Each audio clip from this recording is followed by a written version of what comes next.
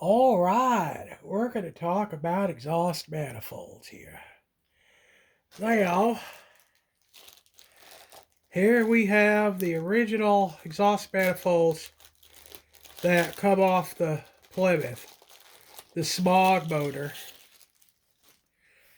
And you can see that not only do you have problems in plugging things like this, there are pieces like here where the smog pump went in.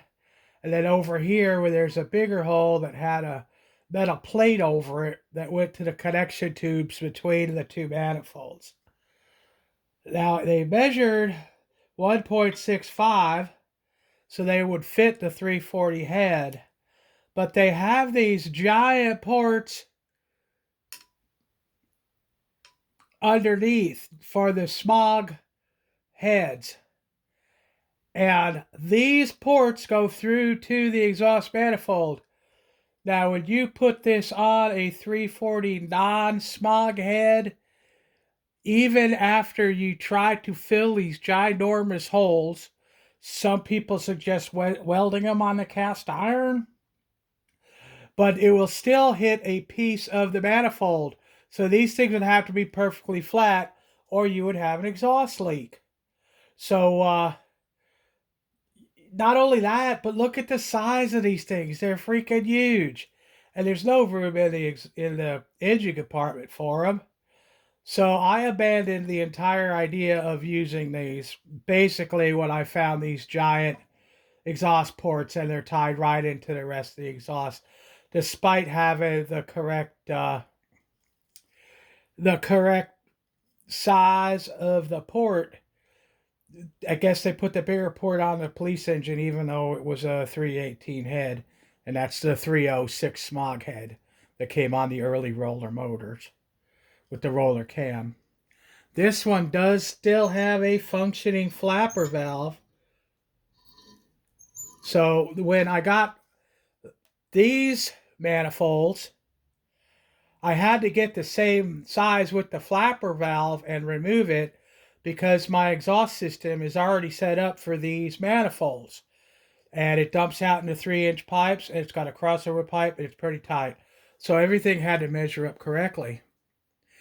So I went with these exhaust manifolds here, which I soaked in Evapo Rust, wire brushed, cleaned with rubbing alcohol, and then applied the Silex exhaust manifold treatment, which is a rub-in graphite compound which cures upon heating. So I've got a few things to say about exhaust manifolds here. Now, let's get this into a more viewable spot here. And we will get the other exhaust manifold up here too. I'm really happy the way these came out. As you can see, they're a lot smaller bulk-wise without the smog stuff. And the flow on these is really, really well. Now, for people that are trying to restore back to numbers matching 340 cars, from 1968 to 1970, for 2 years, they made exhaust manifolds that really, the one kind of looked like the big block manifold where it comes up on top of the head, and that has a weird kind of flange coming out the side. And I couldn't use that because my exhaust system is already established. And the other side is just like this, what they call a barrel manifold. It doesn't come out the middle like this does on the passenger side. And the parts numbers, the serial numbers on those are 2863549 and 2863553. There might be small variations on these numbers, but these are the exhaust manifolds that are most desired on doing numbers matching restorations on 340 cars. And they go around, $800-900 a pair, usually redone, checked for cracks and all that. So they're pricey. you might be able to find some sometimes for less money, and it might be worth grabbing them and restoring them if you're going to do a car that doesn't have an existing exhaust system you want to keep on it.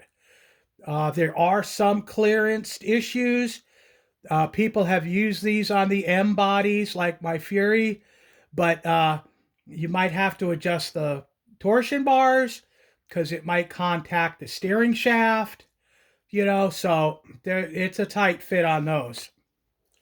Now, from 1971 to 1973, the 340 cars came with exhaust manifolds numbered 3418621-4 and 3418623. Like I said, there might be slight differentiations in the end numbers. And these go for about $500 or $600 a set, and they're very desirable because they have the larger valve, or the port for the larger valves. They have 1.65 exhaust valves. Now, you're going to see that a lot of manifolds are listed for 318, 340, and 360. The thing about this is they don't measure the valves for you. Now, on these exhaust manifolds, I had this guy, Angry Andy's 1137, on eBay, where I bought these two from, measure it. And he measured them 6 ways from Sunday to me. And these had the 1.65 exhaust ports. And the flanges were the same as the ones that I have here.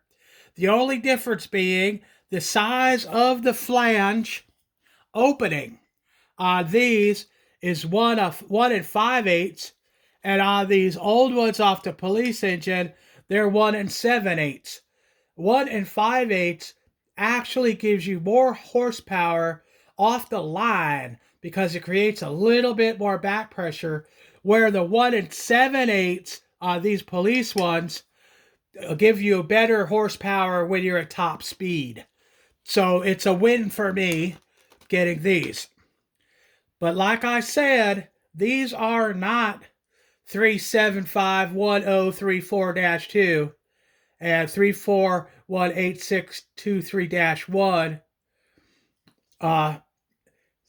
which is a variation of the 3418621 and 3418623.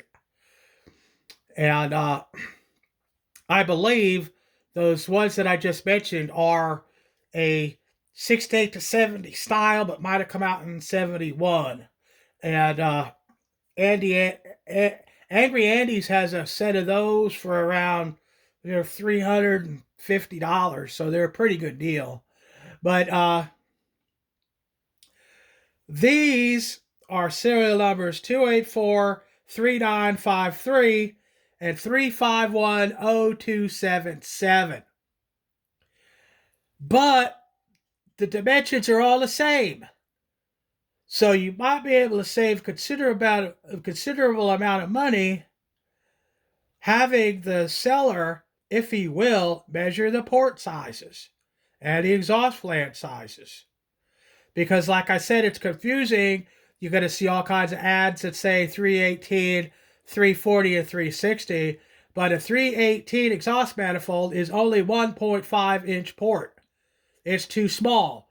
And if you use that on a 340 head, the exhaust manifold gasket will not fit properly and might leak underneath the bottom of the ports. So I kind of wanted to share all that with you. Really happy how these came out. I would definitely suggest using these exhaust manifolds because, you get about 10 less horsepower than the headers. To me, that's a deal because I don't want to deal with headers and header gaskets and tightening the screws and having it hard to get to everything. And headers are just a hassle. And like I said, I already had the exhaust system established from these big old, boat anchor exhaust manifolds. So I'm kind of happy I didn't use those. And I'm really happy with these. So that about does it for my discussion on 340 exhaust manifolds for those who are interested in those years between 1968 and 1973. So, like I said, it's worth it to see if you could get the seller to do the measurements for you. And Angry Andy's, he did a great service to me doing that. All right, so that was the exhaust manifold overhaul video. Thank you so much. Plymouth!